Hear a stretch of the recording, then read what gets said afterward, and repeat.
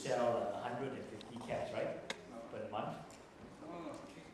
Or 300 plus caps per month. Sure. 350 caps. Can you tell us how did you arrive at 350? Why is it not 1,000? Why is it not 50? Why is it 350? Actually, we talked to Miss Eileen Feng over there. She's kind of like a mentor. Then she said that this is a rough estimate of what to expect when you just started our business. So 350 is actually quite a good amount. Because as you can see, right, 8,100 per month, right, we will break even at the end of the first quarter. Then we'll start making profits already. Okay, I guess the point I'm trying to make is that when you do your business plan projections, you cannot plug numbers from the air. You've got to run proper market research. You've got to do some real work, to find out how many caps you are realistically going to sell on a best case basis and a worst case basis, and then use it. I thought your overall presentation, was very marketing, focus. For a while, I was getting a little worried because I thought you were pitching a marketing plan, when you're supposed to be presenting a business plan. So I like the marketing, I like the focus, but it's weak, on the business part of the presentation. It's not quite clear how you're actually going to make money. So again, the numbers are plucked off the air. It's just something that I understand is not practical to get real numbers given the constraint, but market research is really important. Well, I think to be honest with you, I actually like the idea of selling caps, but yet at the same time, with Singapore, despite that the weather is really hot, and rightfully, all of us should be wearing caps. But after today, we don't see people wearing caps. If I may ask yourselves, how many caps do you own individually now, as of now? You have more than 10? I own about 1. One? So maybe perhaps averagely we would say that maybe each person may have a cap, but they may not wear it so often unless they make it as a fashion statement, right?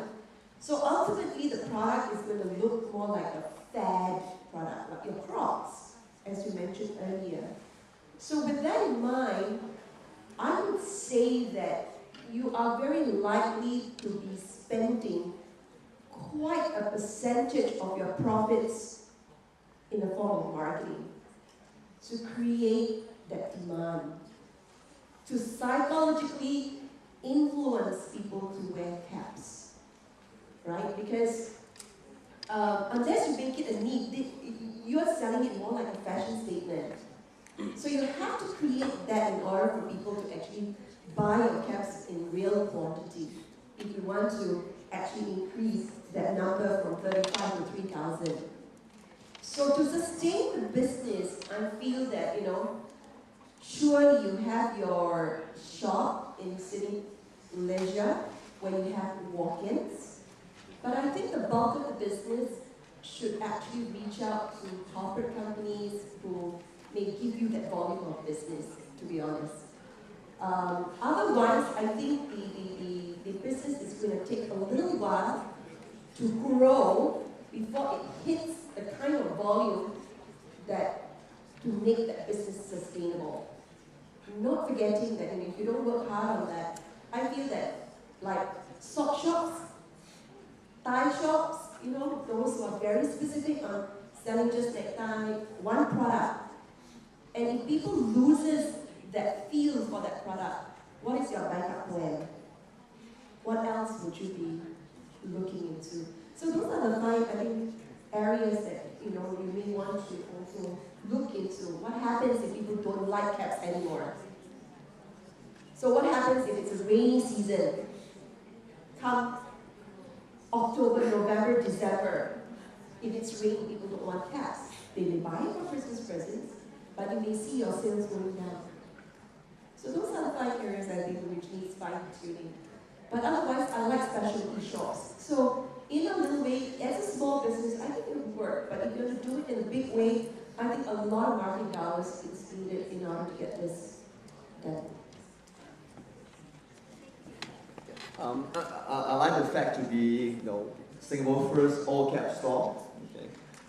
But in terms of your execution, and that goes for all the different business, which is how do you start a business a bit at a time? Okay. Because what we're suggesting is we start in the machine cost, we start running the shop, paying down the 3-month deposit. Okay, that's high. If I were you, one way to look at this is, can you try it out first? Okay. Can you get the Olympic game and say, can you be the sole cap distributor for them? So you start trading cap. So you know the cap business. Okay. I might not want to buy, if I were you, I might not want to buy the machine right away. Maybe you can get as a print shop that can do that for you. So you play the middleman. So as you understand the cap business as you go into it and sell more cap, then eventually you can open your own store. Okay.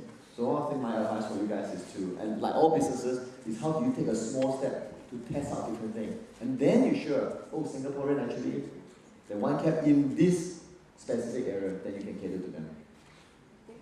Sure. I thought I'd just expand on what Sun has just mentioned, to say to start small. Even I think in the business of the Z-Cone, as a small business, it could be workable, but once you become big, then the whole thing may go down the drain. Just to comment on that, if you start small, maybe, perhaps, you could look into internet as a source of exploration, as an e-commerce shopping environment, just to understand the behavior of your consumers, to see whether this things work. And what to say, maybe after which, if it really works, then we could look into investing into a shop. City Ledger is definitely a very expensive space. My God, if you're taking a ground level, I can't imagine. Your $8,000 profit is equal. It's actually a place opposite City Ledger. All right. The behind lanes, is it? So how much is rental? 5,000. We actually have 11 shire. It's a shop house actually. It's a shop house. Yeah. Now don't forget, if your total profit is $8,000 and if you're paying a fixed rental rate of $5,000 exclusive of your employee's salary. Ooh. Yeah, that's why we hope to be able to break even in like the first quarter or even in the second quarter if everything turns out. So eventually, if we know that we cannot continue on this business, we may look at alternatives like what you have said. Yeah, that's the reason why I say that we may want to look into corporate companies who give you a bigger volume, sell it into perhaps like schools, in a sense, will allow you to have a bigger, like now it's hot. One of the ideas is maybe to sell the idea to all the government schools, the primary schools, to ensure that each and every student has got a cap. Whether they want to use it or they don't want to use it, that's a different matter. But sell the idea to the principal and say, hey, look, it's part of your uniform. Never know, and what do you improve? Just one more comment on picking up a lot of costs up front. I think it is okay not to have a physical presence.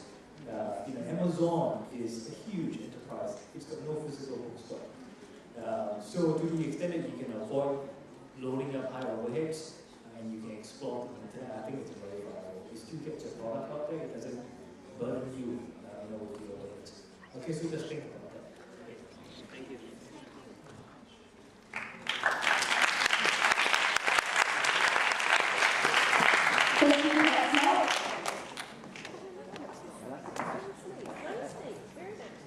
And next time I watch the Olympic, I watch very carefully on the cap.